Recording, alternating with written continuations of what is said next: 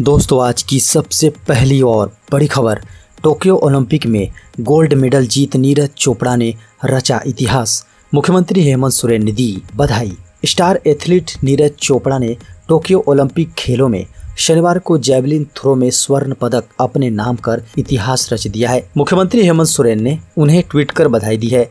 उन्होंने कहा कि नीरज चोपड़ा जी का प्रदर्शन अद्भुत रहा। इस उपलब्धि को देश हमेशा याद रखेगा। झारखंड के पारा शिक्षक होंगे अस्थायी, मिलेगा वेतनमान। शनिवार को शिक्षा मंत्री जगन्नाथ महतो की अध्यक्षता में पारा शिक्षक संघ के प्रतिनिधियों के साथ लगभग 5 घंटे तक बैठक की, जिसमें बिहार की तर्ज पर समायोजन व वेतनमान पर रखने का निर्णय लिया गया।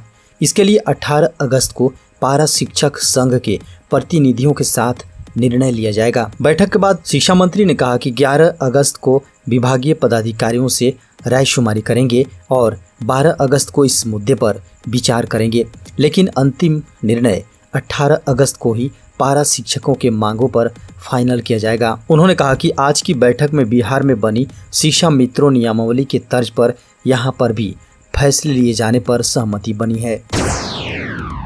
टोक्यो ओलंपिक में रेसलर बजरंग पुनिया ने भारत को दिलाया एक और पदक।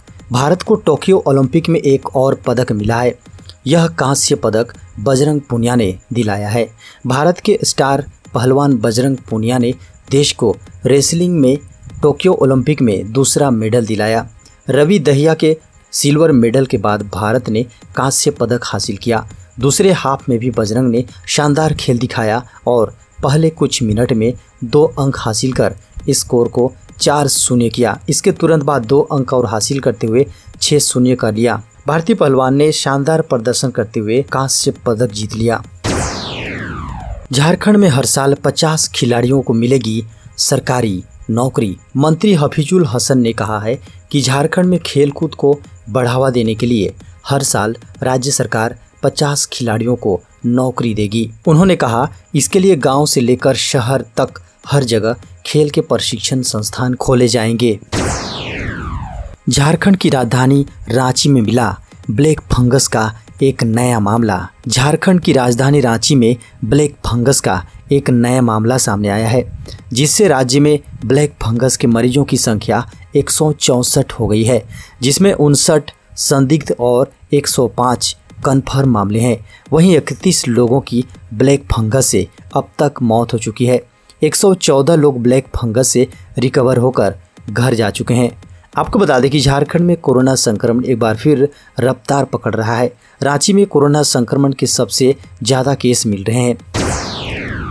झारखंड में मैट्रिक और इंटर में फेल हुए छात्रों के लिए बड़ी खुशखबरी। दोस्तों, जैक ने मैट्रिक और इंटरमीडिएट में फेल हुए विद्यार्थियों को अपने परीक्षा फल में सुधार के लिए पूरक परीक्षा के रूप में एक मौका देने का फैसला लिया है। इसके लिए जैक ने 7 से 16 अगस्त तक रजिस्ट्रेशन का मौका दिया है। रिजल्ट में सुधार के लिए पूरक परीक्षा देने के इच्छुक विद्यार्थी जैक में ऑनलाइन आवेदन जमा कर सकते हैं। खबरों के अनुसार रिजल्ट में गड़बड़ी के आरोप में असफल विद्यार्थियों द्वारा पूरे राज्य में किए जा रहे विरोध प्रदर्शन के बाद जैक ने ये फैसला लिया है। गोल्ड जीतने पर प्रधानमंत्री मोदी ने नीरज चोपड़ा को दी बधाई। प्रधानमंत्री मोदी ने नीरज चोपड़ा को टोक्यो ओलंपिक में गोल्ड जीतने पर बधाई दी है। पीएम मोदी ने कहा कि आज जो नीरज ने हासिल किया है उसे हमेशा याद किया जाएगा। उन्होंने ट्वीट कर लिखा कि टोक्यो में इतिहास रचा गया है। आज जो हासिल किया है उसे हमेशा याद किया जाएगा। युवा नीरज ने असाधारण रूप से अच्छा प्रदर्शन किया है। उन्होंने उल्लेखनीय जुनून के साथ खेला और अद्वितीय धैर्य दिखाया। गोल्ड जीतने के लिए उन्हें बधाई। चोपड़ा ने टोक्यो ओलंपिक में शनिवार को यहां भाला फेंक में स्वर्ण पदक जीतकर भारतीय खेलों में नया इतिहास रचा। नीरज ने अपने दूसरे प्रयास में 87.58 मीटर भाला फेंका, जो कि सोने का तमगा हासिल करने के लिए पर्याप्त था। यह ओलंपिक एथलेटिक्स में भारत का पहला पदक है। झारखंड में 10 अगस्त से बारिश के आसार। दोस्तों, झारखंड में 2 दिन बाद मानसून जोर पकड़ सकता है। 10 अगस्त से लगभग सभी हिस्सों में बारिश होने के अनुमान है। मौसम विभाग के पूर्वानुमान के अनुसार अगले 48 घंटों के ऊपर झारखंड के उत्तर में केंद्रित होगा। इससे पलामू से लेकर संताल परगना तक अच्छी बारिश होने का अनुमान है। संताल में कहीं कहीं भारी बारिश भी हो सकती है। अन्य हिस्सों में सामान्य से हल्की बारिश होने का अनुमान है। मौसम विभाग के अनुसार देश के मध्य भाग से गुजरने वाला मानसून टर्फ झारखंड के डाल्टनगंज से होकर गुजर रहा है। यह राजस्थान के बीकानेर, जयपुर, मध्य प्रदेश के उत्तरी भाग पर स्थित निम्न दबाव क्षेत्र डाल्टनगंज दीघा से होते हुए दक्षिण दिशा में बंगाल की खाड़ी तक कायम है। झारखंड सरकार सलीमा और निक्की को देगी 50-50 लाख रुपए। दोस्तों, झारखंड के मुख्यमंत्री श्री हेमंत सोरेन ने कहा है कि झारखंड सरकार भारतीय महिला हॉकी टीम की झारखंडी खिलाड़ियों सलीमा टेटे और निक्की प्रधान को 50-50 लाख रुपए देगी। उन्होंने कहा कि टोक्यो ओलंपिक में भारतीय महिला हॉकी टीम कांस्य पदक से चूक गई, लेकिन सभी बहनों ने पिछले ओलंपिक की स्वर्ण विजेता ग्रेट ब्रिटेन की टीम को जिस प्रकार टक्कर दी वह काबिले तारीफ है। मुख्यमंत्री ने कहा कि ओलंपिक शुरू होने से पहले सरकार ने घोषणा की थी कि खिलाड़ियों को स्वर्ण पदक जीतने पर 2 करोड़, रजत पर 1 करोड़ और कांस्य जीतने पर 50 लाख रुपए दिए जाएंगे। अब सरकार अपने फैसले को संशोधित कर दोनों खिलाड़ियों को 50-50 लाख रुपए देगी और उनके पैतृक घर को पक्का मकान में भी तब्दील कराएगी। धनबाद के जज हत्याकांड में सीबीआई ने क्राइम सीन को किया रिक्रिएट।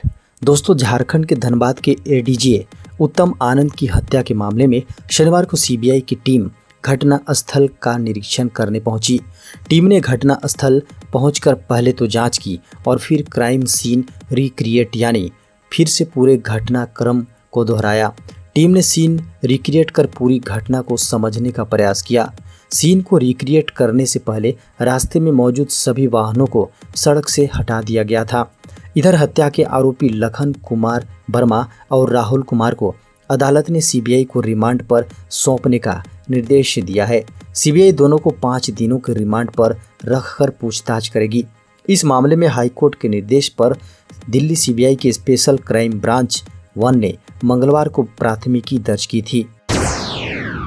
जॉनसन एंड जॉनसन को भारत में मिली बड़ी सफलता। सिंगल खुराक वाली वैक्सीन को मिली आपात उपयोग की मंजूरी। टीकाकरण के क्षेत्र में शनिवार को अमेरिकी वैक्सीन निर्माता कंपनी जॉनसन एंड जॉनसन को बड़ी सफलता मिली है। दरअसल इसकी सिंगल खुराक वाली वैक्सीन को भारत में आपातकालीन उपयोग के लिए मंजूरी दे दी गई है। केंद्रीय स्वास्थ्य मंत्री मनसुख मंडाविया ने ट्वीट कर इसकी जानकारी दी है। बता दें कि बीते शुक्रवार को जॉनसन एंड जॉनसन ने अपनी वैक्सीन के आपात इस्तेमाल के लिए भारत सरकार से अनुमति मांगी थी। खास बात यह है कि इस वैक्सीन, जी हाँ, वैक्सीन सिंगल डोज वाली वैक्सीन है, यानी इसकी एक ही डोज कोरोना के खिलाफ काफ़ी है। भारत में अब तक जितनी भी वैक्सीन कोरोना संक्रमण को रोकने के लिए इस्तेमाल हो रही है वे सभी डबल डोज वैक्सीन हैं। दोस्तों, खबर मानसून सत्र की तीसरे हफ्ते की कार्यवाही भी चढ़ी हंगामे की भेंट। दोस्तों, मानसून सत्र के तीसरे हफ्ते की कार्यवाही भी हंगामे की भेंट चढ़ गई। सदन में विपक्ष पेगासस जासूसी कांड, महंगाई और कृषि कानूनों को लेकर हमलावर हैं। इस सत्र में एक दिन भी कार्यवाही ठीक से नहीं चली है। राज्यसभा में जारी हंगामे के बीच तीसरे हफ्ते की उत्पादकता 24% तक पहुंच गई है। पहले हफ्ते के मुकाबले लगभग 8% की कमी आई है। वहीं दूसरे हफ्ते की अपेक्षा 9% की बढ़ोतरी हुई है। पहले हफ्ते की उत्पादकता 32.2% थी। दूसरे सप्ताह की उत्पादकता 13.7% हो गई थी। दूसरे हफ्ते में पेगासस मुद्दे को लेकर संसद में एक दिन भी कामकाज नहीं हो पाया। झारखंड के सभी प्राइवेट व सरकारी शिक्षकों को दिया जाएगा वैक्सीन। राज्य सरकार ने स्कूलों और कॉलेजों को खोल दिया है, लेकिन इसको लेकर झारखंड सरकार ने नियम भी तय कर दिए हैं।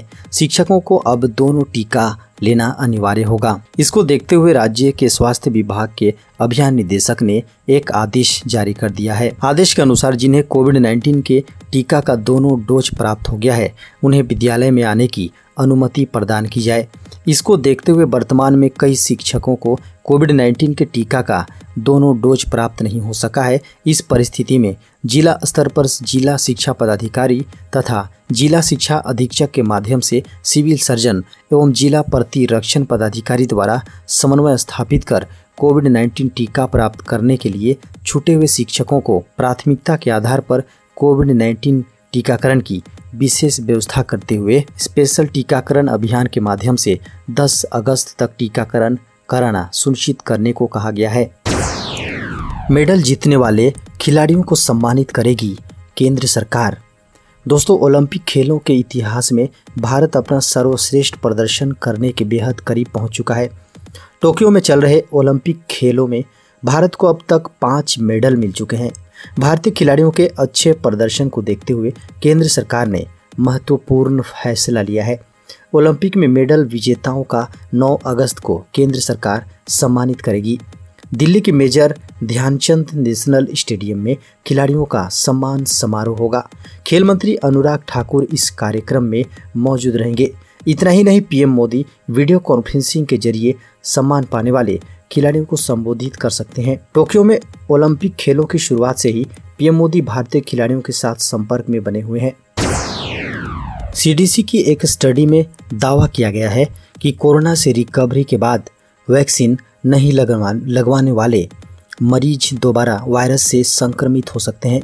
स्टडी में इसके चांस दोगुने पाए गए हैं। इसके बाद सीडीसी ने सभी लोगों को जल्द वैक्सीन लगवाने की सलाह दी है।